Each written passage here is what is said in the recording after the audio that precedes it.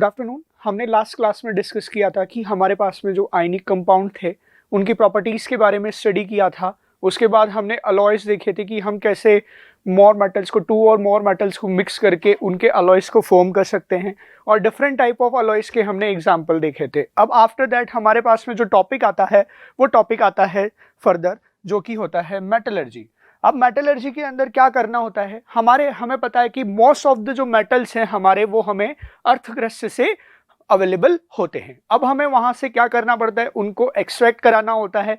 तो the process of extraction of metal from earth by certain chemical processes और physical processes is known as metallurgy. वही क्या होती है, हमारी मेटलर्जी होती है। देखेंगे आगे इसी केस में, जैसे कि हमारे पास में जो मेटल्स होते हैं वो सबसे पहले अकर किस फॉर्म में होते हैं।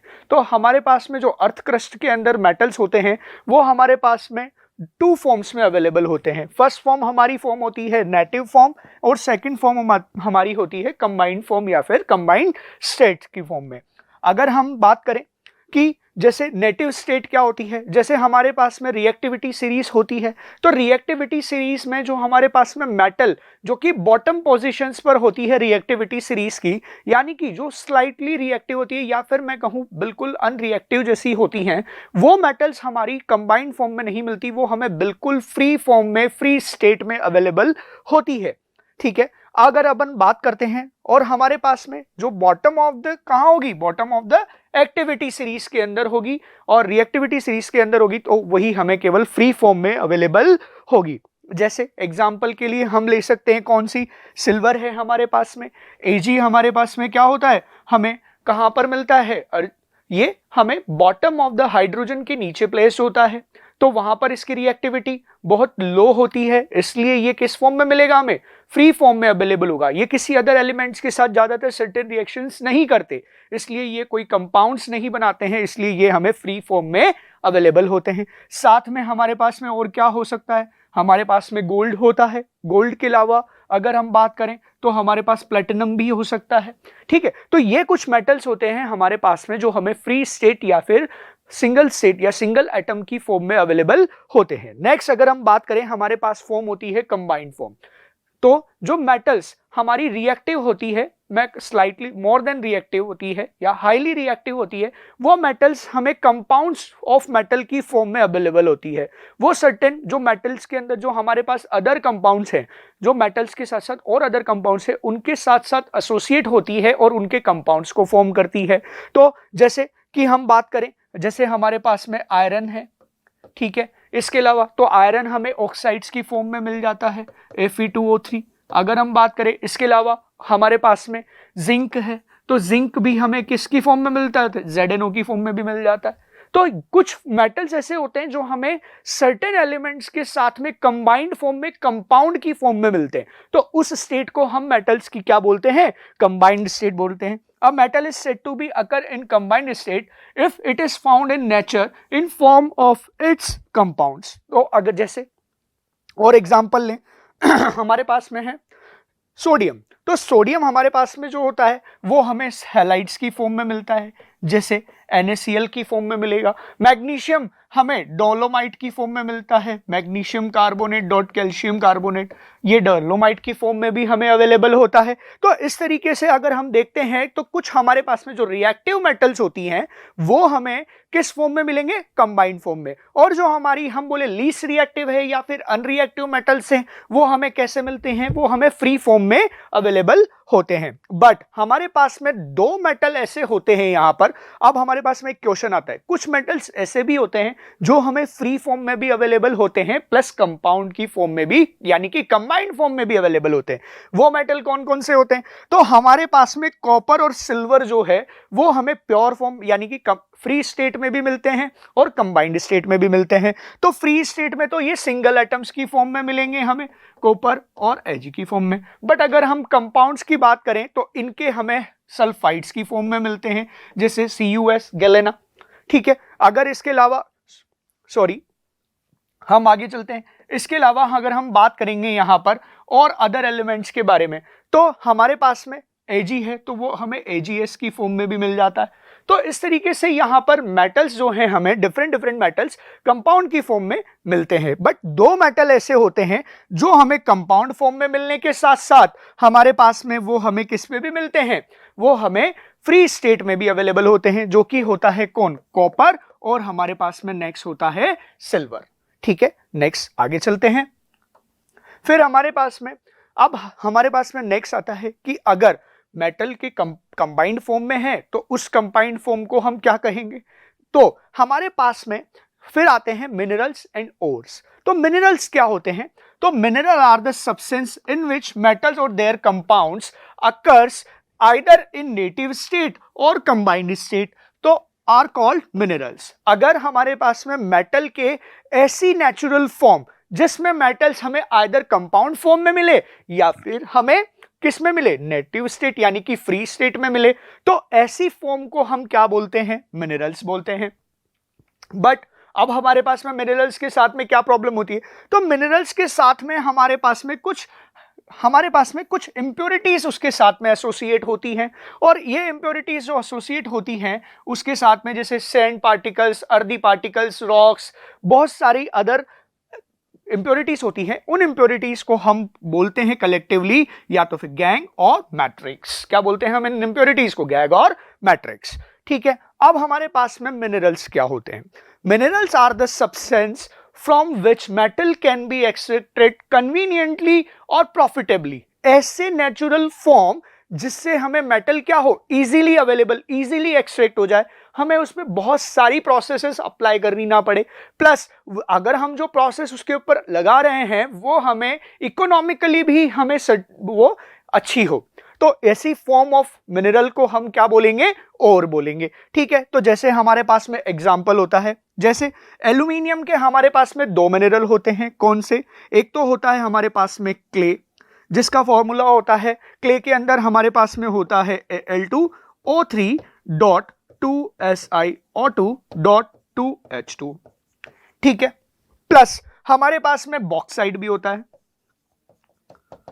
अब बॉक्साइट के अंदर हम देखेंगे तो बॉक्साइट का जो फॉर्मूला होता है वो क्या होता है, Al2O3.2H2। ठीक है, अब देखते हैं, अब हम इन दोनों में से कंपेयर करते हैं तो हम देखेंगे कि क्ले के अंदर हमारे पास में जो सिलिका है वो एज अ इंप्योरिटी की फॉर्म में यहां पर सैंड पार्टिकल्स की फॉर्म में अवेलेबल होती है। अब हमारे पास में सब्सटेंस है जिसके अंदर एक इंप्योरिटी है यहां पर, ठीक है, और एक है जिसके अंदर हमें डायरेक्ट क्या मिल सकता है, एल्यूमिनियम एक्सट्रैक्ट कर सकते हैं। तो हमारे पास में कन्वीनियंट प्रोसेस किस में होगा, जिसमें हम क्या करेंगे, एल्यूमिनियम हमें डायरेक्ट फॉर्म में मिलेगा। तो हमारे यहां पर जो बॉक्साइट होता है वो किसका और होता है, एल्यूमिनियम का और होता है। किसका और होता है बॉक्साइट, एल्यूमिनियम का और। बट क्ले एक मिनरल होता है हमारे पास में, क्या होता है हमारे पास में, क्ले मिनरल होता है। तो हमारे पास में यहां पर एक नोट आता है जिसके अंदर हमारे पास में जो मिनरल होते हैं वो सभी मिनरल्स हमारे और नहीं हो सकते, but all ore are minerals. So some minerals are ores but not ore हमारे पास में जो होते हैं वो सारे मिनरल्स नहीं होते हैं। ठीक है, अब हम यहां पर देखते हैं नेक्स्ट हमारे पास में क्या होता है। तो हमें मेटल जो फॉर्म होती है वो कहां से अवेलेबल होती है, और अर्थ के अंदर से प्रेजेंट होती है। ठीक है, अब देखते हैं नेक्स्ट हमारे पास में क्या है। अब नेक्स्ट है हमारे पास में टाइप्स ऑफ ओर। अगर हम टाइप्स ऑफ ओर की बात करें तो टाइप्स ऑफ ओर में हमारे पास में फिर से वही मेटल्स आती हैं जो रिएक्टिविटी के बेसिस पर ही हम उनके टाइप्स को डिवाइड करते हैं। जैसे हमारे पास में जो अनरिएक्टिव मेटल हैं, जैसे कि कौन कौन सी हमारे पास में आती है, कौन सी, वही सिल्वर, गोल्ड और प्लेटिनम। ठीक है, तो ये मेटल्स हमें कौन सी फॉर्म में मिलती है, अनकंबाइंड फॉर्म, या फिर हम इसे क्या भी बोलते हैं, फ्री स्टेट में मिलती है। किस में मिलती है हमें, फ्री स्टेट में। अब अगर हम बात करें हमारे पास में जैसे कुछ मेटल्स हैं जो स्लाइटली रिएक्टिव हैं। ठीक है, अब वो स्लाइटली रिएक्टिव मेटल्स जो होती हैं वो आसपास पोजीशन पर, हाइड्रोजन के आसपास पोजीशन पर अवेलेबल होती है। जैसे कि कौन कौन सी, अगर हम बात करें लेड, पीबी, या फिर हम बात करें कॉपर, तो हमें ये जो स्लाइटली रिएक्टिव मेटल्स होती है ये हमें सल्फाइड्स की फॉर्म में अवेलेबल होती है। किसकी फॉर्म में अवेलेबल होती है? सल्फाइड्स की फॉर्म में अवेलेबल होती है। नेक्स्ट अगर हम बात करते हैं, हमारे पास में आती है कौन सी मेटल्स? Reactive metals. तो रिएक्टिव मेटल्स होती है, या फिर मैं कहूं हम इसे मिडिल रिएक्टिव मेटल्स भी बोल सकते हैं। तो मिडिल रिएक्टिव मेटल्स हमें कौन सी फॉर्म में मिलती है? वो हमें ऑक्साइड ओर की फॉर्म में मिलती है। कौन सी फॉर्म में मिलती है? ऑक्साइड्स की फॉर्म में मिलती है। जैसे हम बात करें आयरन की, तो आयरन हमें किस फॉर्म में मिल जाता है? Fe2O3 की फॉर्म में, जो कि क्या होता है? हेमाटाइट होता है। ठीक है, हेमेटाइट की फॉर्म में हमें अवेलेबल हो जाता है। उसके अलावा अगर हम बात करें, हमारे पास में MnO2 की फॉर्म में मैग्नीज अवेलेबल हो जाता है। ठीक है, एल्यूमिनियम हमें अभी अभी हमने देखा ऑक्साइड और होता है, इसका कौन सा? बॉक्साइट। बॉक्साइट की फॉर्म में ये हमारे पास में अवेलेबल होता है। तो इस तरीके से जो हमारे पास में मिडिल रिएक्टिव मेटल्स होती हैं वो हमें क्या मिलती है? वो हमें ऑक्साइड्स की फॉर्म में मिलती है। अब हमारे पास में जो थर्ड है, वो थर्ड आती है मोस्ट रिएक्टिव मेटल्स। तो मोस्ट रिएक्टिव मेटल्स जो कि अपर पोजीशन में होती है एक रिएक्टिविटी सीरीज के अंदर, वो मेटल्स हमें कार्बोनेट आइदर सॉल्ट्स की फॉर्म में मिलती है। सॉल्ट्स किस किस के हो सकते हैं हमारे पास में? वो सॉल्ट्स कार्बोनेट के हो सकते हैं, सल्फेट्स के हो सकते हैं, हैलाइड्स के हो सकते हैं। लाइक हमारे पास में जैसे कैल्शियम है, मैग्नीशियम है, पोटेशियम है, सोडियम है। तो जैसे सोडियम हमें कौन सी फॉर्म में? NaCl की फॉर्म में अवेलेबल हो सकता है। मैग्नीशियम हमें डोलोमाइट MgCO3 और CaCO3 की फॉर्म में अवेलेबल होता है। तो इस तरीके से ये हमें आइदर कार्बोनेट्स, सल्फेट्स और हैलाइड्स की फॉर्म में अवेलेबल होते हैं। अब आइए हमारे पास देखते हैं कि कुछ एग्जाम्पल हैं जिसके अंदर हमारे पास में सर्टेन मेटल्स हैं और उनके हमने टाइप्स ऑफ मेटल को देखा, टाइप्स ऑफ ओर्स को हम वहां पर देखते हैं। तो जैसे हमारे पास में ये टेबल आती है। अब हमारे पास में जो एल्यूमिनियम है, सबसे पहले हम उस एल्यूमिनियम के ओर्स के बारे में बात करते हैं। तो एल्यूमिनियम के हमारे पास में ओर होता है बॉक्साइट। बॉक्साइट जो ओर होता है हमारे पास में, वो कैसा ओर होता है? हाइड्रेटेड ओर होता है, हाइड्रेटेड ऑक्साइड होता है एल्यूमिनियम का। अगर हम बात करें डायस्पर, यह भी एक ऑक्साइड ओर होता है जिसका फॉर्मूला होता है हमारे पास में Al2O3.H2O होता है। अब हमारे पास में और अगर हम देखें, जैसे आयरन है हमारे पास में, तो आयरन हमारे पास में कैसे अवेलेबल है? आयरन भी हमने बात की थी मिडिल रिएक्टिव मेटल होता है, तो ये भी ऑक्साइड की फॉर्म में अवेलेबल होता है। तो इसका जो मेन ओर होता है वो होता है हेमेटाइट। हेमेटाइट की फॉर्म में अवेलेबल होता है। उसका फॉर्मूला होता है क्या? Fe2O3। अगर हम बात करें मैग्नेटाइट की फॉर्म में भी अवेलेबल होता है, जिसका फॉर्मूला होता है Fe3O4। तो इस तरीके से हमारे पास में ये अवेलेबल्स होते हैं। अब आयरन एक रिएक्टिव मेटल भी है, तो रिएक्टिव मेटल होने की वजह से ये हमें सॉल्ट्स की फॉर्म में भी मिल सकता है। और इसके जो सॉल्ट होते हैं वो कौन से सॉल्ट होते हैं? कार्बोनेट सॉल्ट होते हैं। जैसे कि हम देखते हैं सिडेराइट, तो सिडेराइट की फॉर्म में भी हमें आयरन यहां पर अवेलेबल होता है। अब हमारे पास आयरन और किस किस फॉर्म में अवेलेबल होता है? आयरन यहां पर सल्फाइड और FeS2 की फॉर्म में भी अवेलेबल होता है, यानी कि इसका जो नाम होता है वो होता है आयरन पायराइट की फॉर्म में अवेलेबल होता है। नेक्स्ट अगर हम बात करें, हमारे पास में आता है कॉपर। तो कॉपर हमारा, या तो हम कह सकते हैं लीस्ट रिएक्टिव मेटल है, या लीस्ट तो नहीं बट हम इसको कह सकते हैं ये स्लाइटली रिएक्टिव मेटल है, या फिर ठीक। अब ये कहां है? हाइड्रोजन के जस्ट नीचे वाले प्लेस पे पोजीशनड है, तो इसकी जो रिएक्टिविटी होती है वो स्लाइटली रिएक्टिव नेचर का तो ये होता ही है। तो ये हमें क्या मिलता है? सल्फाइड्स की फॉर्म में मिलता है। तो सबसे पहला जो और होता है कॉपर का, वो होता है कॉपर पायराइट, जो कि होता है CuFeS2 की फॉर्म में। फिर नेक्स्ट होता है कॉपर ग्लांस। किसकी फॉर्म में मिलता है? ये कॉपर ग्लांस की फॉर्म में मिलता है, Cu2।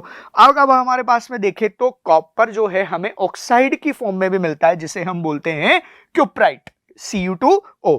उसके अलावा ये मेलेकाइट यानी कि कार्बोनेट की फॉर्म्स में भी मिलता है, और ये हमें अदर दूसरी कार्बोनेट फॉर्म जो कि होती है एजोराइट, उसकी फॉर्म में भी अवेलेबल होता है।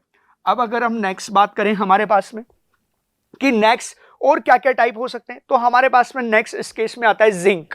तो जिंक हमारे पास में फिर से एक मिडिल रिएक्टिव या फिर हम कहें रिएक्टिव मेटल है। तो रिएक्टिव मेटल्स किस फॉर्म में मिल सकते हैं? सबसे पहले तो हमें ऑक्साइड की फॉर्म में मिल सकते हैं। क्या? तो जो इसका ऑक्साइड होता है वो जिंकाइट होता है। जिंकाइट का जो फॉर्मूला होता है वो हमारे पास में ZnO होता है, तो ये इस फॉर्म में भी ऑक्साइड की फॉर्म में अवेलेबल होता है। अब ये हमें सल्फाइड फॉर्म में भी अवेलेबल होता है, जिसको हम बोलते हैं ZnS, जिंक ब्लेंड। उसके अलावा ये हमें कैलेमाइन, कार्बोनेट सॉल्ट की फॉर्म में भी अवेलेबल होता है। ठीक है, उसके बाद अगर हमारे पास में जो और आते हैं वो लेड के आते हैं। अब लेड फिर से हमारे पास में रिएक्टिव मेटल है, स्लाइटली रिएक्टिव मेटल है। अगर इसको देखेंगे तो इसके जो मोस्ट ऑफ द ओर हैं हमें वो किस नेचर के मिलेंगे, तो ये आइदर हमें ये किस में मिलता है, ये गैलेना की फॉर्म में मिलता है।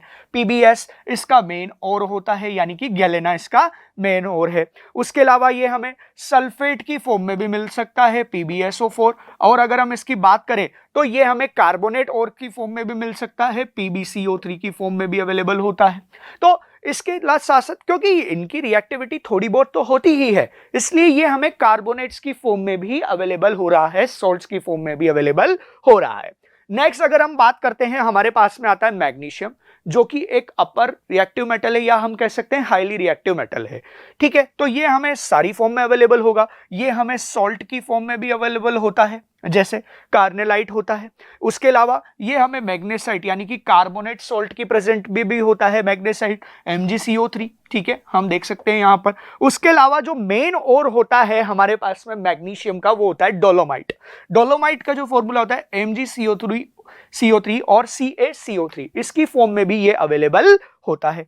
इसके अलावा ये हमें बहुत फेमस टाइप ऑफ और होता है वापस मैग्नीशियम का, जो मोस्ट ऑफ द टाइम आपसे डायरेक्टली पूछ लिया जाता है, तो वो और होता है इसका एप्सम सॉल्ट। तो एप्सम सॉल्ट की फॉर्म में भी ये क्या होता है, प्रेजेंट होता है, जिसका फॉर्मूला होता है MgSO4.7H2O। इस फॉर्म में भी क्या होता है, ये हमारे पास में अवेलेबल होता है।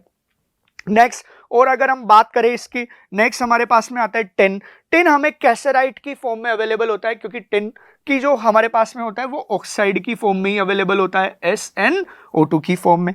अगर हमारे पास में हम बात करें सिल्वर, अगेन सिल्वर हमारा स्लाइटली रिएक्टिव मेटल होता है, तो वो हमें किसकी फॉर्म में मिलता है, सल्फाइड की फॉर्म में मिलता है, जो कि हम उसे बोलते हैं सिल्वर ग्लांस। क्या बोलते हैं हम इसको, सिल्वर ग्लांस की फॉर्म में। ठीक है, फिर अगर हम बात करें, ये हमें क्लोराइड की फॉर्म में भी मिल सकता है, AgCl, जिसे हम हॉर्न सिल्वर बोलते हैं, या ये हमें रूबी सिल्वर की फॉर्म में भी मिल सकता है। ठीक है, और उसके अलावा ये अदर्स फॉर्म में भी अवेलेबल होता है। अब हमारे पास में बात आती है कि जब हमें पता चल गया कि हमारे पास में और किस तरीके से अवेलेबल होते हैं, किस कंपाउंड की फॉर्म में अवेलेबल होते हैं या फ्री स्टेट में अवेलेबल होते हैं, तो अब हमें इन्हें क्या करना पड़ेगा, इन कंपाउंड से एक्सट्रैक्ट कराना पड़ेगा। और जो हमारे पास में एक्सट्रैक्शन की जो प्रोसेस होती है, जिसके अंदर से हम मेटल जो अर्थ क्रस्ट के अंदर उनकी कंपाउंड की फॉर्म में अवेलेबल हैं, उनको जो उनसे सेपरेट कराने की या एक्सट्रैक्ट कराने की जो प्रोसेस है, उसी को इसके ऊपर अप्लाई करते हैं, और उसी को हम मेटलर्जी बोलते हैं, जो कि हमारा नेक्स्ट टॉपिक है। ठीक है, तो metallurgy is the process of extraction of metals from their ores and then refining them for use is called metallurgy. तो मेटलर्जी क्या होता है, मेटल को उनके ओर से एक्सट्रैक्ट करना और एक्सट्रैक्टेड ओर्स को रिफाइन, एक्सट्रैक्टेड मेटल्स को रिफाइन करना, इसे ही हम क्या बोलते हैं, मेटलर्जी बोलते हैं। अब हमारे पास साथ में जो ओर्स होते हैं, उनके साथ में क्या प्रेजेंट होती है, ओर के साथ में जो इंप्योरिटीज होती हैं वो अवेलेबल होती हैं, और इन इंप्योरिटीज को हम क्या बोलते हैं, आइदर हम इंप्योरिटीज को बोलते हैं गैंग, क्या बोलते हैं हम इनको, गैंग, या फिर इनको और नाम भी दिया हुआ है हमने, मैट्रिक्स। अब इनको क्या करना होता है, ओर्स को हम कैसे, अब मेटल निकालनी है और वहां पर इंप्योरिटीज है, तो इन इंप्योरिटीज को रिमूव करना पड़ेगा। अब इनको रिमूव करने के लिए हमें इनके ऊपर कुछ सर्टेन प्रोसेस अप्लाई करनी पड़ेगी। तो हमारे पास में ऐसा नहीं है कि सभी जो मेटल्स है उनके साथ में कुछ कॉमन इंप्योरिटी मिक्स है। अगर कॉमन इंप्योरिटी होती तब तो कोई इनकी सारी, हम सर्टेन रूल्स बना देते कि भाई इस वाले इंप्योरिटी को हम ऐसे हटाएंगे, बट यहां पर ऐसा नहीं होता। तो हमारे जो मेटल्स होते हैं, डिफरेंट डिफरेंट मेटल्स, उनके साथ जो एसोसिएट होती है इंप्योरिटीज, वो भी डिफरेंट डिफरेंट होती हैं। अब उनका कैसे हम एक्सट्रैक्शन कर सके, उनको कैसे एक्सट्रैक्ट कर पाए हम, उसके लिए हमारे पास में क्या होता है, तो जो मेटलर्जी की प्रोसेस डिपेंड करती है, वो हमारी मेटलर्जी की जो प्रोसेस होती है वो नेचर ऑफ ओर पे भी डिपेंड करती है कि भाई उस ओर का नेचर कैसा है, वो रिएक्टिव है, अनरिएक्टिव है, या स्लाइटली रिएक्टिव है, किस नेचर का है, तो उस अकॉर्डिंग हम उसके ऊपर ऑपरेशन अप्लाई करेंगे। उसके बाद हमारे पास में नेचर ऑफ मेटल की बात आती है कि मेटल्स की नेचर कैसी होती है, उसके बाद कि उसके अंदर किस टाइप की इंप्योरिटी प्रेजेंट है, उसके ऊपर भी उसकी एक्सट्रैक्शन प्रोसेस डिपेंड करेगी। तो हमारे पास में कोई सिंगल मेथड ऐसा नहीं है जिसको हम यूनिफॉर्मली सब पर अप्लाई करके उनको एक्सेप्ट कर सके, बट हमारे पास कुछ स्टेप्स ऐसी आती हैं अगर जिनको हम फॉलो करेंगे मेटलर्जी के अंदर तो फाइनल फॉर्म में हमें प्योर मेटल मिल जाएगी। और उन्हीं प्रोसेस को हम अब आगे डिस्कस करने जा रहे हैं। जैसे हमारे पास में कुछ प्रोसेस होती हैं जिसके अंदर, जैसे हम बात करें सबसे पहले crushing and grinding of ore. अब हमारे पास में क्या होती है, सबसे पहला स्टेप आता है कि हम जो हमारे पास में और हम एक्सट्रैक्ट कर रहे हैं कहां से, अर्थ के अंदर से, तो उन ओर्स को हम कैसी, वो बिग लम्प्स की फॉर्म में हमें अवेलेबल होती है, तो उन्हें क्या करना पड़ेगा, हमें क्रशिंग और ग्राइंडिंग करनी पड़ेगी ताकि हम क्या कर सकेंगे, उनके ऊपर यूनिफॉर्म ऑपरेशन सप्लाई कर सकेंगे। देखेंगे अभी इनके डिटेल के अंदर। फिर जब हम उन्हें वहां से ले आए, अब हमने उनको क्या कर लिया, क्रश और उनकी ग्राइंडिंग कर ली। देन हम उनका क्या करेंगे, कंसंट्रेशन करेंगे, यानी कि कंसंट्रेशन ऑफ ओर करेंगे। इसके अंदर क्या होता है, मतलब हम क्या कर रहे हैं, इस स्टेप के अंदर हमारे पास में जो इंप्योरिटीज एसोसिएट है उन इंप्योरिटीज को हम यहां से रिमूव करते हैं।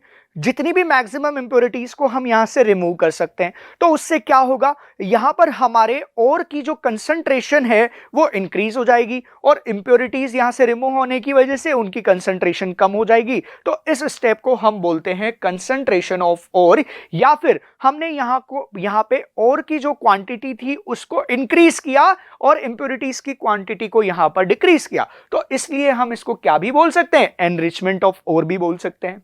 उसके बाद हमारे पास में जो नेक्स्ट आता है, जब हम इनका एनरिचमेंट कर लेते हैं तो हमारे पास में जो कंसंट्रेटेड ओर अवेलेबल होते हैं उन, अब इसकी भी हमारे पास में अंदर प्रोसेसेस होती हैं, किसकी, कंसंट्रेशन करने की। इसके हमारे पास में दो मेथड होते हैं, दो टाइप्स में हम इनको कर सकते हैं, कुछ फिजिकल मेथड होते हैं और कुछ केमिकल मेथड होते हैं। आगे चलते हैं हम देखेंगे। उसके बाद हमारे पास में होती है जो हमारे पास में कंसंट्रेटेड मेटल्स आई, उनका हम क्या कर सकते हैं, उनको हम एक्सट्रैक्ट भी कर सकते हैं। अब उसमें क्या करेंगे, कंसंट्रेटेड ओर से हम उनको वहां पर ऑक्साइड की फॉर्म में चेंज करते हैं।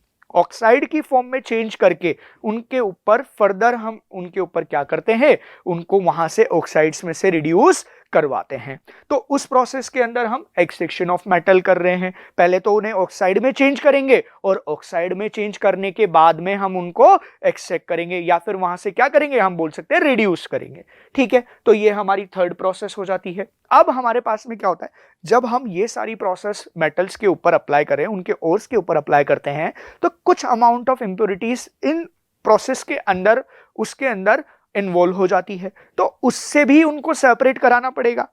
तो उसके लिए हम जो यूज करते हैं लास्ट स्टेप जो हमारी होती है रिफाइनिंग ऑफ और हम उसको बोलते हैं, या फिर हम क्या कर रहे हैं, यहां पर प्यूरिफिकेशन ऑफ मेटल्स कर रहे हैं। तो उस इम्प्योर मेटल को हम क्या करते हैं, लास्ट स्टेप के अंदर प्योरीफाई करते हैं, उसकी प्योर फॉर्म को हम वहां पर क्या करते हैं, एक्सट्रैक्ट करते हैं।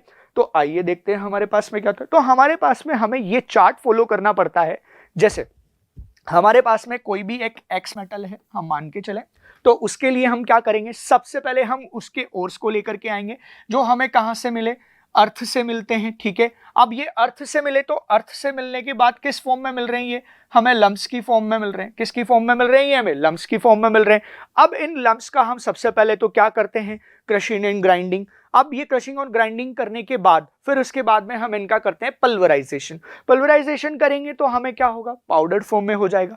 अब उसके बाद जो हमारी सेकेंड प्रोसेस होती है वो होती है कौन सी, कंसंट्रेशन ऑफ ओर। अब कंसंट्रेशन ओर के हमारे पास में दो मेथड होते हैं, फिजिकल मेथड और केमिकल मेथड। फिजिकल मेथड में हमारे पास में अगेन थ्री मेथड्स होते हैं। फर्स्ट होता है ग्रेविटी सेपरेशन। इसके अंदर हम फिजिकल मेथड यूज लेते हैं, डेंसिटी का बेसिस पे हम इन पे इसके अंदर कंसंट्रेशन कराते हैं। फिर उसके बाद हमारे पास में होता है इलेक्ट्रोमैग्नेटिक सेपरेशन, जिसमें हम मैग्नेटिक प्रॉपर्टीज को यूज करते हैं। फिर उसके बाद हमारे पास में थर्ड होता है फ्रोथ फ्लोटेशन मेथड। इसके अंदर क्या करते हैं, फ्रोथ सेपरेशन मेथड भी बोल सकते हैं हम इसको। इसके अंदर क्या करते हैं, हम उनकी वेटिंग प्रॉपर्टीज को यूज में लेते हैं। उसके अलावा हमारे पास में जो नेक्स्ट होती है केमिकल मेथड कंसंट्रेशन का, उसके अंदर हम क्या करते हैं, लीचिंग करते हैं। तो लीचिंग के अंदर हम क्या करते हैं, मेटल्स को सूटेबल सॉल्वेंट के अंदर डिसॉल्व करके वहां से उसे लीच आउट करते हैं, सेपरेट आउट करते हैं, एक्सिट करते हैं, तो उस प्रोसेस को हम लीचिंग बोलते हैं। नेक्स्ट है हमारे पास में, अब हमारे पास में क्या हो गया, सेकंड प्रोसेस के अंदर कंसंट्रेटेड और आ गए हमारे पास में, यानी कि इससे इंप्योरिटी रिमूव हो गई।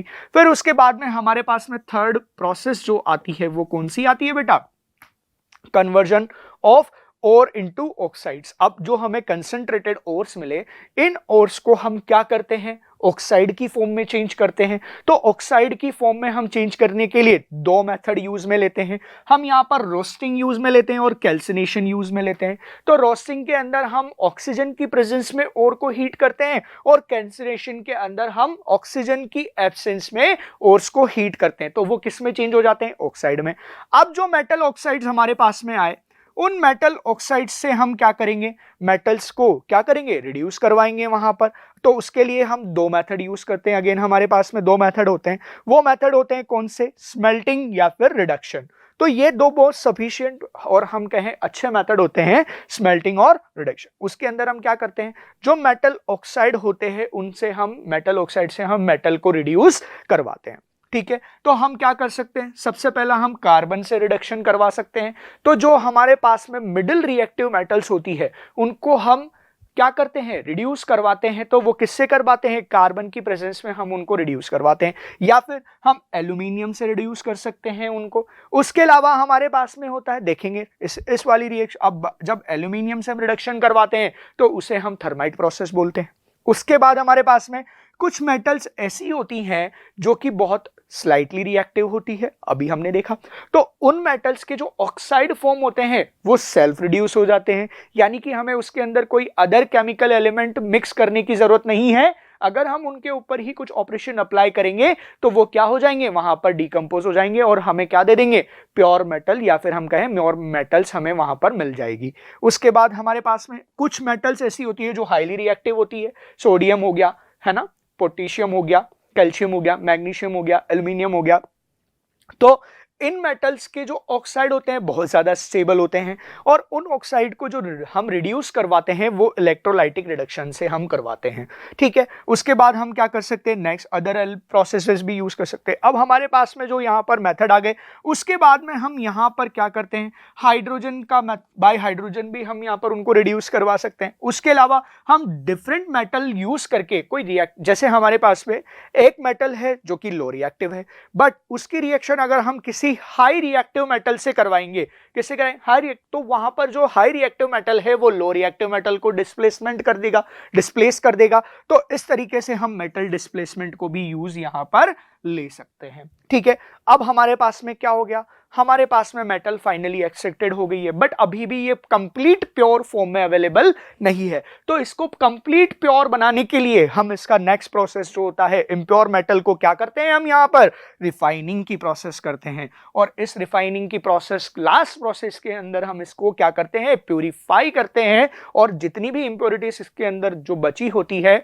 उनको भी यहां से रिमूव करते हैं। उसके पास हमारे पास कितने मेथड्स होते हैं, हमारे पास में फर्स्ट मेथड होता है लिक्विडेशन का। उसके अलावा हम डिस्टिलेशन भी यूज में ले सकते हैं। उसके अलावा कैप्लेशन यूज में लेते हैं, जोन रिफाइनिंग यूज में लेते हैं, इलेक्ट्रो रिफाइनिंग यूज में लेते हैं, वेपर फेज रिफाइनिंग यूज में लेते हैं। तो ये सारी प्रोसेस हम डिटेल में पढ़ने जा रहे हैं वन बाय वन करके।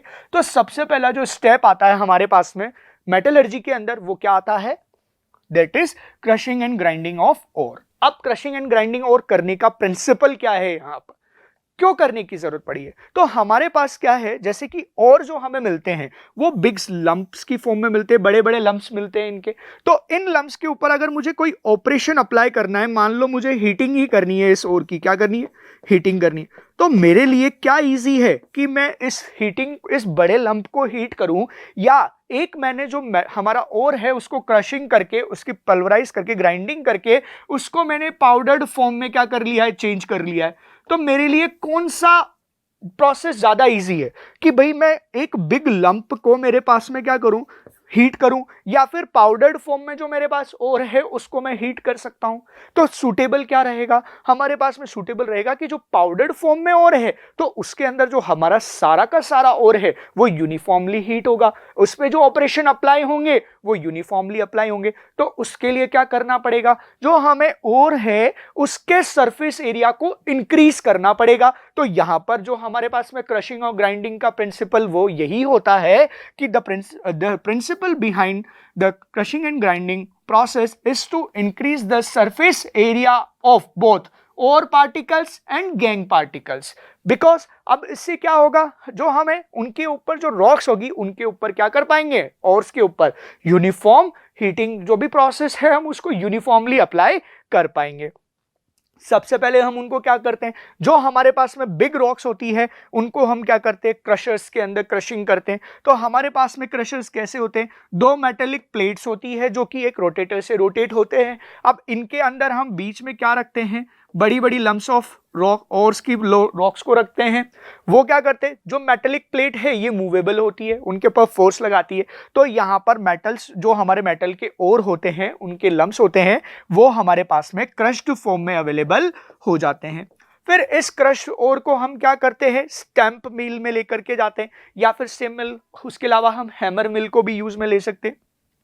तो स्टैंप मिल के अंदर क्या करते हैं, हम यहाँ पर क्रश्ड ओर को यहाँ से हम उसके अंदर मशीन के अंदर इनलेट कराते हैं। तो यहाँ पर एक स्टैंप जैसा, जैसे आप लोगों ने स्टैंप देखा होगा ना, कभी लगवाया, कहीं जाते होंगे तो स्टैंप लगता है। तो उस स्टैंप के अंदर क्या होता है, एक बहुत नीचे जो होता है एक सर्कुलर पार्ट होता है जो कि क्या लगता है, जैसे ही हम उसको इंक पे लगाते हैं और वो वहां पर अपना इंप्रेशन छोड़ देता है। तो वैसे ही यहाँ पर क्या होता है, एक स्टैंप की जैसी स्ट्रक्चर होती है और ये एक मेटेलिक हैमर होता है जो एक मशीन से कनेक्टेड होता है, जिसको ये क्या करता है, बहुत ज्यादा फोर्स से जो हमारे क्रश्ड ओर थे वो इनके ऊपर हैमराइज करता है, जिससे जो हमारे ओर के क्रश्ड पार्टिकल्स थे वो पल्वराइज फॉर्म में यानी कि छोटे छोटे पाउडर्ड फॉर्म में हमें अवेलेबल हो जाते हैं। तो इस प्रोसेस को हम पल्वराइजेशन ऑफ ओर भी बोल सकते हैं, क्योंकि हमारा यहाँ पर ओर फाइनली किस में हो रहा है, पल्वराइज फॉर्म में चेंज हो रहा है। अब नेक्स्ट देखते हैं हम यहाँ पर, इसके बाद जब हमारे पास में क्रशिंग और ग्राइंडिंग कर ली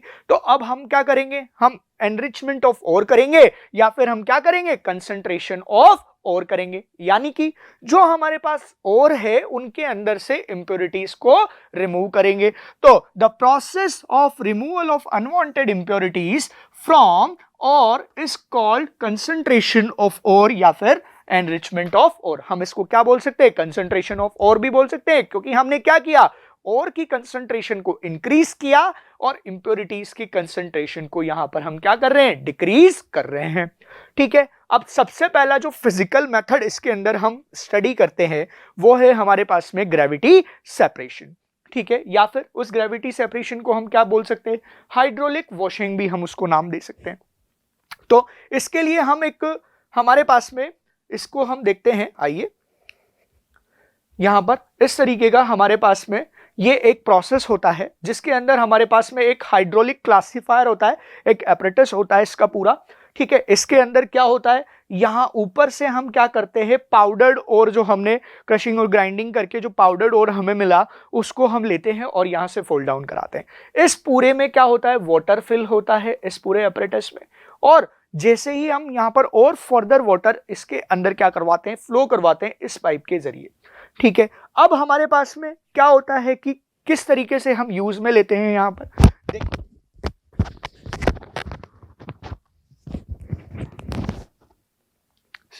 तो हमारे पास में क्या होता है, हम यहां पर देखेंगे कि जो कुछ हमारे पास में प्रिंसिपल होता है इसका, वो प्रिंसिपल इस तरीके के मेथड पे बेस्ड है कि this method is based on upon the difference in the density of ore particle और गैग पार्टिकल्स। जो हमारे पास में इंप्योरिटीज होती हैं उन दोनों की डेंसिटी में क्या होता है, डिफरेंस होता है। जैसे कि कैसे, तो हमारे पास में जो ये प्रोसेस हम यूज में लेते हैं कुछ हेवी मेटल्स के ओर के लिए यूज लेते हैं। जैसे कौन से हेवी मेटल्स, जैसे कि हमारे पास में होता है लेड और कैसा, टिन, और कौन कौन, आयरन, Fe एंड इन सब के लिए हम कौन सा सेपरेशन यूज करते हैं, या फिर मैं कहूं हम कौन सी ग्रेविटी सेपरेशन, या फिर हम उसको क्या बोल सकते हैं, हाइड्रोलिक वॉशिंग यहां पर यूज कर सकते हैं।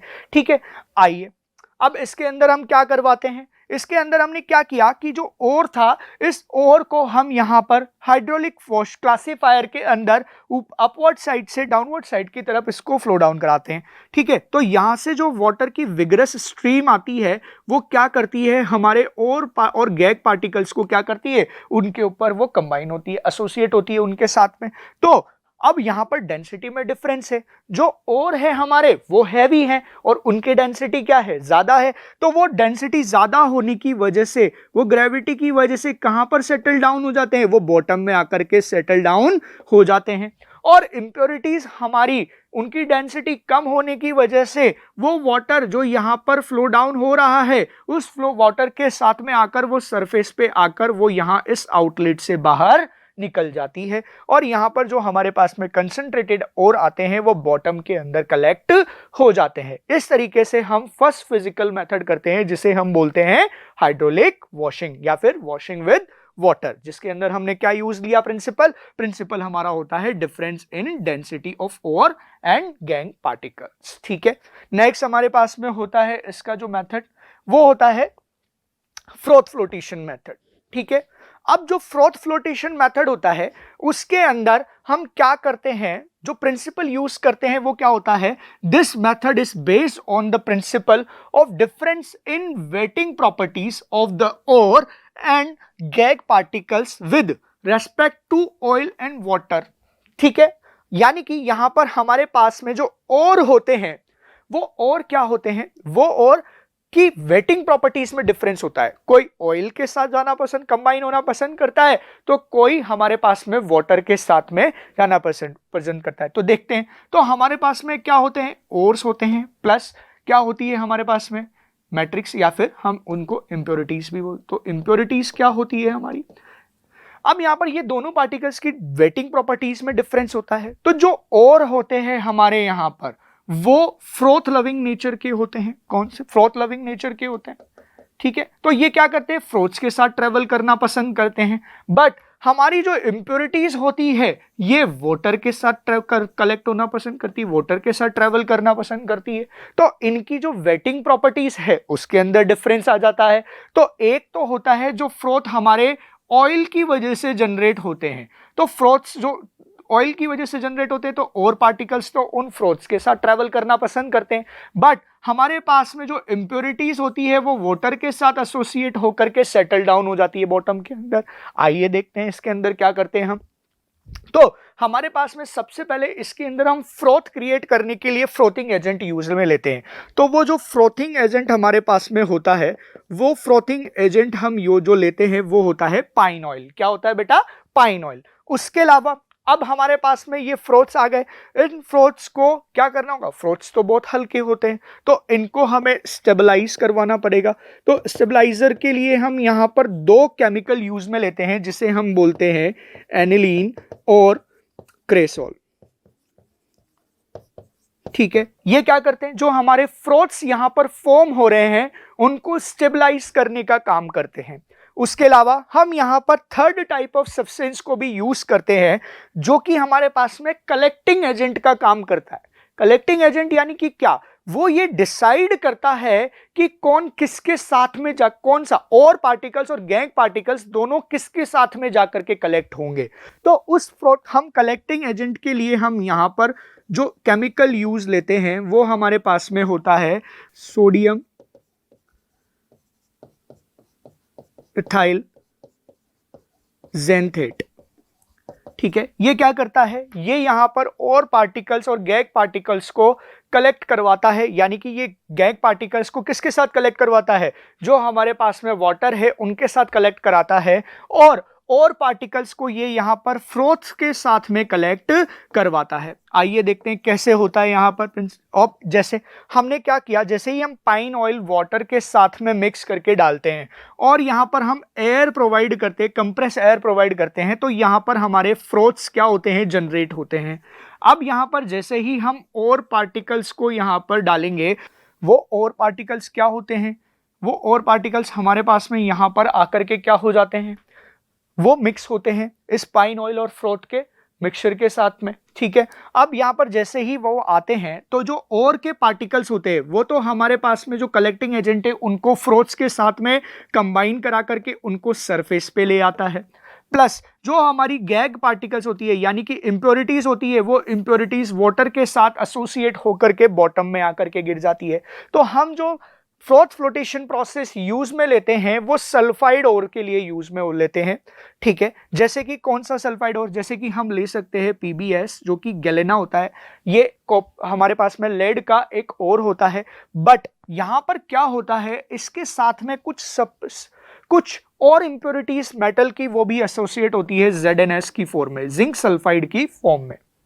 अब यहां पर और तो कौन सा था हमारे पास में, गैलेना जो कि एक लेड का ओर है, बट यहां पर जिंक सल्फाइड एक इंप्योरिटी की फॉर्म में प्रेजेंट है, ठीक है। अब ये इंप्योरिटी क्या करेगी, इस प्रोसेस को क्या करेगी, कुछ प्रोसेस को हमारी डिफिकल्ट बना देगी। तो हमें क्या करना पड़ेगा, इस इंप्योरिटी को यहां से रिमूव करना पड़ेगा।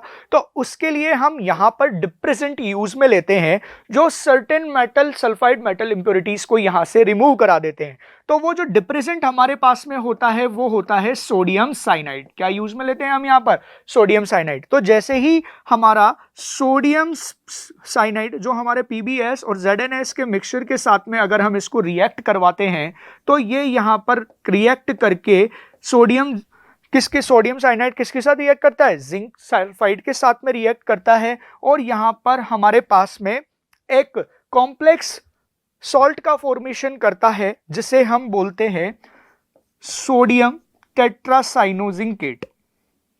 क्या बोलते हैं हम इसे, सोडियम टेट्रासाइनोजिंकेट, ठीक है। तो इस सॉल्ट का हमारे पास में क्या हो जाता है, यहां पर फॉर्मेशन हो जाता है।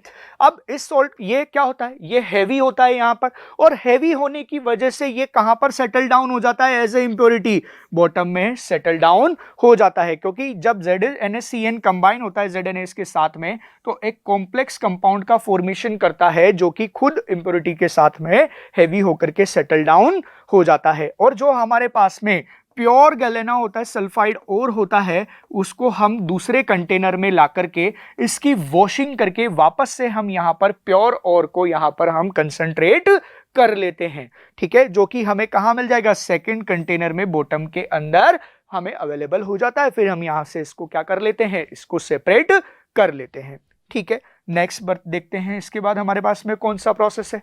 हमारे पास में जो थर्ड प्रोसेस होता है वो थर्ड प्रोसेस होता है मैग्नेटिक सेपरेशन। अब ये मैग्नेटिक सेपरेशन क्या होता है, ये बात करते हैं। तो मैग्नेटिक सेपरेशन के अंदर पहला तो प्रिंसिपल क्या होता है, प्रिंसिपल होगा कि हम जो यहां पर मेथड होता है ये मेथड डिपेंड करता है कि हमारे मैग्नेटिक प्रॉपर्टीज कैसी है ओर की या मैट्रिक्स की। हमारे पास में जो डिफरेंस होता है, this method is depends upon the difference in the magnetic properties of ore and gangue particles, ठीक है। तो हमारे पास में किस ओर के लिए हम यूज में ले सकते हैं, क्या आयरन हमारा मैग्नेटिक प्रॉपर्टी शो करता है तो उसके ओर्स के लिए क्या हम मैग्नेटिक सेपरेशन को यूज कर सकते हैं क्या, बिल्कुल कन्वीनियंट भी होगा, इजीली भी हो जाएगा। अब इसके ऊपर कोई और प्रोसेस करते तो सबसे पहले क्या, आयरन हमारे पता ही है कि वो मैग्नेटिक प्रॉपर्टी शो करता है, तो हमने क्या किया, उसकी उसी प्रॉपर्टी को बेसिस बना करके हमने इसके लिए एक एक्सट्रैक्शन प्रोसेस बना, कंसंट्रेशन प्रोसेस बना दिया जिसे हम क्या बोलते हैं, मैग्नेटिक सेपरेशन। अब इसके अंदर क्या करते हैं, हम एक कन्वेयर बेल्ट लेते हैं। इस कन्वेयर मूविंग बेल्ट के ऊपर हम क्या करते हैं, हमारे जो पाउडर्ड और होते हैं आयरन के, जैसे कि हेमेटाइट ले सकते हैं हम यहां पर, इस हेमेटाइट और की पाउडर्ड फॉर्म को इस हम मूविंग बेल्ट के ऊपर क्या करते हैं, हम फ्लो डाउन कराते हैं। और फिर यहां पर एक एंड पर इसके इलेक्ट्रोमैग्नेट लगी हुई होती है, ठीक है। अब जैसे ही हमारे और जो पार्टिकल्स थे वो इस इलेक्ट्रोमैग्नेट के पास में आते हैं विद एसोसिएट टू इंप्योरिटीज, तो जैसे ही हमारे पास में इस मैग्नेट के कांटेक्ट में आयरन का और आएगा तो वो मैग्नेटिक प्रॉपर्टी की वजह से वो इस कन्वेयर बेल्ट के साथ में स्टिक हो जाएगा जहां तक उसको ये मैग्नेटिक फील्ड अट्रैक्ट करके रखेगा। तो यहां पर यही होता है कि मैग्नेटिक फील्ड जो ओर के पार्टिकल्स है, आयरन के ओर के पार्टिकल्स को अपनी तरफ अट्रैक्ट करके रखता है, और हमारी इंप्योरिटीज जो कि नॉन मैग्नेटिक प्रॉपर्टी शो करती है वो यहां से सेपरेट हो जाती है डिफरेंट लेयर में। क्योंकि अब जो जिसके अंदर कोई मूविंग बेल्ट है तो उस मूविंग बेल्ट के ऊपर जब वो फॉल आउट होते हैं तो वो दोनों सेपरेट पाइल बना लेते हैं। तो जो मैग्नेटिक मैग्नेट होती है, इलेक्ट्रोमैग्नेट के पास में जो हमारे पास में इलेक्ट्रोमैग्नेट के पास में जो हमारे पास में पाइल बनता है वो हमारा प्योर कंसंट्रेटेड ओर होता है आयरन का, और उसके साथ में जो सेकंड पाइल होता है जो डिस्टेंस पे होता है वो पाइल हमारे पास में होता है किसका, गैग पार्टिकल्स का। तो इसमें हमने जो मैग्नेटिक प्रॉपर्टी थी उसको यूज में लिया। तो ये कुछ हमारे फिजिकल मेथड्स थे जिसके अंदर हमने क्या किया, हमने ओर्स को कंसंट्रेट किया। अब उसके बाद में नेक्स्ट जो मेथड है हमारे पास में वो केमिकल मेथड होता है। केमिकल मेथड के अंदर हम क्या यूज में लेते हैं, उस मेथड का नाम होता है लीचिंग, ठीक है। और लीचिंग जो हम यूज में लेते हैं मोस्टली हम उन ओर्स के लिए यूज में लेते हैं जो कि किसी सूटेबल सॉल्वेंट के अंदर डिसॉल्व हो जाए या सोल्यूबल हो जाए। तो इसी प्रॉपर्टी का हम इसके अंदर यूज में लेते हैं। तो हमारे पास में जैसे एग्जाम्पल की फॉर्म में आता है leaching of aluminium from bauxite ore. तो हम यहां पर क्या करते हैं, बॉक्साइट ओर से एल्यूमिनियम की लीचिंग करते हैं। तो कैसे करते हैं, हम उसके लिए क्या करते हैं, अब हमारे पास में क्या होता है, जो बॉक्साइट होता है, बॉक्साइट के साथ में हमारे पास में यहां पर कुछ अमाउंट में इंप्योरिटी प्रेजेंट होती है सिलिकॉन ऑक्साइड की। अब ये इसके साथ में इंप्योरिटी की फॉर्म में एसोसिएट है, और यहां पर और इंप्योरिटी होती है हमारी टाइटेनियम ऑक्साइड की। अब इन इंप्योरिटीज को यहां से रिमूव करवाने के लिए हमने क्या करना पड़ेगा, केमिकल प्रोसेस यूज में लेना पड़ेगा, जो कि क्या होता है, लीचिंग। अब लीचिंग के अंदर हम क्या करते हैं, हमें पता है कि जो हमारे पास में बॉक्साइट है ये कंसंट्रेटेड सोडियम हाइड्रोक्साइड के अंदर डिसॉल्व होकर के यहां पर एक सॉल्युबल सब्सटेंस का फॉर्मेशन करता है जिसे हम बोलते हैं सोडियम एल्यूमिनेट, ठीक है, जो कि किसके अंदर डिसॉल्व हो सकता है, वो इजीली डिसॉल्वेबल होता है, सोल्यूबल हो सकता है। अब इसे कैसे ये रिएक्शन होती है, तो हमारे पास में जो बॉक्साइट होता है उसकी हम सोडियम हाइड्रोक्साइड के रिएक्शन करवाते हैं वाटर की प्रेजेंस में 473 केल्विन टू 523 केल्विन टेम्परेचर पर, प्लस यहां पर जो हम प्रेशर की कंडीशन लेते हैं वो 35 टू 36 बार के आसपास लेते हैं। तो हमारे पास में दो कंपाउंड फॉर्म होते हैं, एक तो हमारे पास में बनता है सोडियम एल्यूमिनेट, क्या बनता है, सोडियम एल्यूमिनेट। एक हमारे पास में बनता है सोडियम सिलिकेट, क्या बनता है दूसरा हमारे पास में, सोडियम सिलिकेट। अब ये जो सोडियम सिलिकेट है हमारे पास में, सोडियम सिलिकेट के अंदर क्या हो रहा होता है,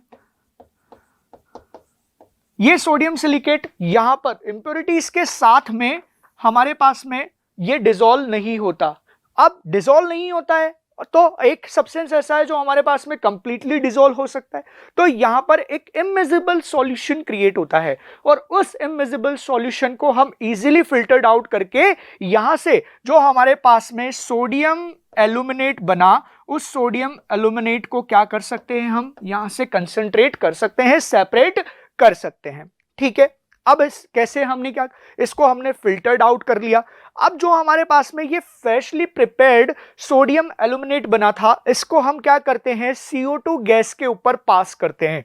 फ्रेशली प्रिपेयर्ड को करना पड़ेगा क्योंकि एल्यूमिनियम हमारा जल्दी से एक रिएक्ट कर लेता है, इसलिए फ्रेशली प्रिपेयर्ड हमारे पास में जो यहां पर सोडियम एल्यूमिनेट आता है उसको हम CO2 गैस के ऊपर जैसे ही पास करेंगे तो हमारे पास में हाइड्रेटेड एल्यूमिनियम ऑक्साइड मिल जाएगा एज अ प्रेसिपिटेट। और किसके साथ में, उसके साथ में हमें क्या मिलता है, सोडियम बाइकार्बोनेट अवेलेबल हो जाता है एक्वस सॉल्यूशन के अंदर। अब हमारे पास में क्या आ गया है, हमारे पास में फाइनली यहां पर प्योर कंसंट्रेटेड ओर आ गया है जो कि बॉक्साइट ओर है। अब इस ओर को क्या करना है, हमें यहां से जो वाटर हाइड्रेटेड वाटर है उसको रिमूव करना है। तो उसके लिए हम सिंपल क्या करते हैं, इस सॉल्यूशन को हीट करते हैं। जो हमारे पास में हाइड्रेटेड एल्यूमिना आता है उसको क्या करते हैं, फिल्टर करके उसे हम क्या करते हैं, हीट करते हैं। तो हीट करने की वजह से हमारे पास में क्या आ जाता है, प्योर बॉक्साइट Al2O3 की हमें यहां पर कंसंट्रेटेड हो जाता है और अवेलेबल हो जाता है। तो यहां पर हमने क्या किया, कुछ सर्टेन केमिकल्स का यूज किया हमारे ओर को सॉल्युबल करने के लिए, और उसको क्या करवा लिया, लीच्ड आउट करवा लिया, यानी कि वहां से एक्सट्रैक्ट करवा लिया। तो इस प्रोसेस को हम क्या बोलते हैं, लीचिंग। वैसे ही हमारे पास में कुछ अदर मेटल्स है जिनको भी हम लीच आउट कर सकते हैं। तो वो अदर मेटलर्जी में हम क्या करते हैं, उनके लिए हमारे पास में है सिल्वर और गोल्ड। अब हम जैसे सिल्वर को क्या करते हैं, कौन से मेटल, तो सिल्वर जो हमारे पास में होता है तो इनको हम डिसॉल्व कराते हैं आइदर हम सोडियम साइनाइड के साथ में या फिर पोटेशियम साइनाइड के साथ में ऑक्सीजन की प्रेजेंस में। तो ये क्या करते हैं, कुछ कॉम्प्लेक्स सोल्ट का फॉर्मेशन करते हैं, जिन कॉम्प्लेक्स सोल्ट को हम इजीली अदर मेटल्स के साथ में रिएक्ट करा करके उनको वहां से प्योर मेटल को वहां पर हम क्या कर सकते हैं, सेपरेट करवा सकते हैं। आइए देखते हैं। तो हमारे पास में जो सिल्वर होता है इसको हम लेते हैं सोडियम साइनाइड के साथ में, उसके अंदर ऑक्सीजन की प्रेजेंस करते हैं और वाटर की प्रेजेंस होती है, तो हमारे पास में ये एक कंपाउंड बनाता है जिसे हम बोलते हैं सोडियम डाइसाइनो अर्जेंटेट।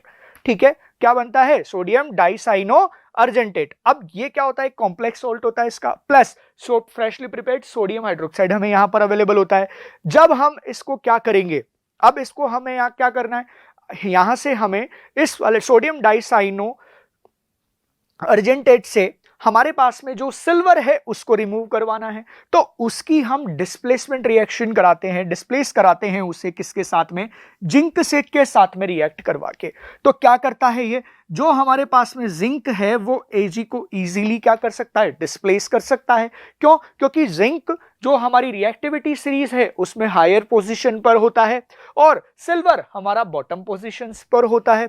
तो यहां पर क्या करेगा, जो जिंक है वो Ag को डिस्प्लेस कर देता है, जिससे हमें प्योर सिल्वर हमें यहां पर एक्सेक्ट कंसंट्रेटेड होकर के मिल जाता है और हमें एक कंपाउंड मिलता है जिसे हम बोलते हैं सोडियम टेट्रासाइनो जिंकेट। ठीक है, सेम हम क्या कर सकते हैं, सेम प्रोसेस हम गोल्ड के साथ भी यूज करते हैं। तो जैसे ही हम गोल्ड के साथ में सोडियम साइनाइड ऑक्सीजन को वाटर की प्रेजेंस में रिएक्ट कराएंगे तो हमारे पास में सोडियम डाइसाइनो ओरेट हमें यहां पर अवेलेबल होता है।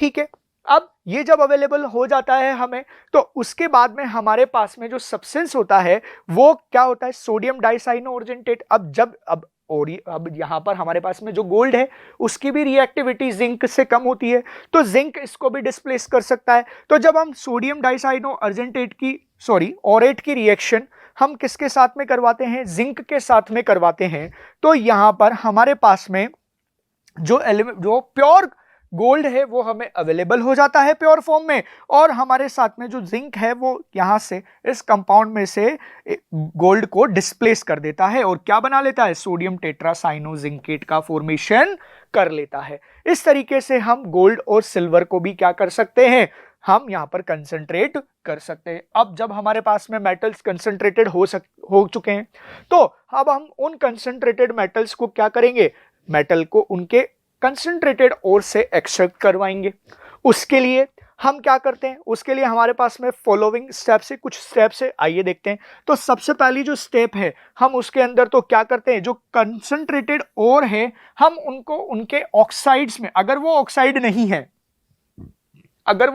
है तो सबसे पहले तो हम क्या करेंगे, उनको ऑक्साइड्स में चेंज करेंगे। ठीक है, ऑक्साइड्स में जैसे ही हम उनको चेंज करेंगे तो क्या होगा, अब वहां से हम इजीली मेटल्स को क्या कर सकते हैं, रिड्यूस करवा सकते हैं। ठीक है, उसके बाद अब हमारे पास में जो इसके अंदर आता है, इसके अंदर हम क्या कर सकते हैं, जो कन्वर्जन है और का वो मेटल ऑक्साइड के अंदर कर सकते हैं। उसके लिए हमारे पास में दो प्रोसेस होती है। फर्स्ट प्रोसेस होती है कैल्सिनेशन और सेकंड प्रोसेस होती है हमारे पास में रोस्टिंग। तो कैल्सिनेशन जो हम यहां पर यूज करते हैं वो जनरली हम कार्बोनेट ओर्स के लिए यूज में लेते हैं। कौन से ओर्स के लिए यूज में लेते हैं, कार्बोनेट ओर्स के लिए। वो हम क्या करते हैं, कार्बोनेट ओर्स को, the process of heating carbonate ore in absence of air, that is known as calcination. तो उससे क्या होगा, जो हमारे कार्बोनेट फॉर्म में जो हमारे पास में, जैसे एग्जांपल की फॉर्म में लेते हैं calamine, calamine is the carbonate ore of zinc. तो क्या होगा, जैसे ही हम यहां पर हीट करेंगे इस कैलेमाइन को, तो ये ब्रेक होकर के हमें एक जिंक का ऑक्साइड दे देगा, zinc oxide plus carbon dioxide gas यहां से रिलीज हो जाएगी। तो क्या हुआ, जो कंसंट्रेटेड कैलेमाइन हमारे पास में आया था वो कंसंट्रेटेड कैलेमाइन जिंक ऑक्साइड के साथ में हमें क्या दे देता है, जिंक ऑक्साइड के साथ ऑक्साइड की फॉर्म में अवेलेबल करा देता है। तो हमने क्या किया, एक मेटल के ओर को, उसके कंसंट्रेटेड ओर को उसके ऑक्साइड में चेंज किया। जैसे सिडेराइट हमारे पास में फर्दर एक और एग्जांपल है जो कि किसका होता है, हमारे पास में आयरन का कार्बोनेट और होता है। इसको भी हम एब्सेंस ऑफ ऑक्सीजन की प्रेजेंस या मैं कहूं एयर, एब्सेंस ऑफ एयर की प्रेजेंस में क्या करते हैं, हीट करते हैं, तो ये ब्रेक करके या डिकम्पोज हो करके हमें क्या दे देता है, आयरन ऑक्साइड दे देता है। ठीक है, अब ये आयरन का ऑक्साइड हमें मिल गया है, तो ऑक्साइड और हमें यहां पर जो और है मेटल का वो ऑक्साइड में चेंज हो गया है। ठीक है, ऐसे ही हमारे पास में कुछ सर्टेन अदर इंप्योरिटीज होती हैं जैसे रोस्टिंग। अब रोस्टिंग के अंदर हम क्या करते हैं, रोस्टिंग सबसे पहले जो हम यूज में लेते हैं वो हम यहां पर सल्फाइड ओर्स के लिए यूज में लेते हैं। और रोस्टिंग की प्रोसेस क्या होती है, in this process heat the ores are heat concentrated or are strongly heated in the presence of excess of air। वहां पर एब्सेंस ऑफ एयर थी किसके अंदर, कैल्सिनेशन के अंदर, बट यहां पर ऑक्सीजन की प्रेजेंस नहीं है सल्फाइड के अंदर, तो हम क्या करते हैं, इसको प्रेजेंस ऑफ ऑक्सीजन में या फिर हम कहें एक्सेस ऑफ ऑक्सीजन में क्या करवाते हैं, हीट कराते हैं। जैसे हमारे पास में जिंक ब्लेंड होता है जो कि क्या होता है, जिंक का एक सल्फाइड और होता है, इसको हम ऑक्सीजन की प्रेजेंस में क्या करेंगे, हीट करेंगे, तो हमारे पास में जिंक ऑक्साइड की फॉर्म में मेटल यहां पर ऑक्साइड में चेंज हो जाएगा, प्लस सल्फर डाइऑक्साइड गैस यहां से रिलीज हो जाएगी। सेम हमारे पास में होता है आयरन का और आयरन पायराइट। ठीक है, आयरन पायराइट को क्या करते हैं हम, यहां पर आयरन पायराइट को भी हम यहां से रिमूव कराने के लिए क्या करेंगे, सल्फाइड को सेपरेट कराना है और ऑक्साइड बना रहा है, तो क्या करें, ऑक्सीजन लें और ऑक्सीजन की प्रेजेंस में क्या करेंगे, सल्फाइड और कंसंट्रेटेड सल्फाइड और को हीट करेंगे, तो हमें क्या मिल जाएगा, फेरिक ऑक्साइड मिल जाएगा, फेरिक डाइऑक्साइड मिल जाएगा। अब वो फेरिक ऑक्साइड क्या होगा, हमारे पास में ऑक्साइड की फॉर्म में अवेलेबल हो गया और हमारे पास में SO2 गैस भी यहां से रिलीज हो गई।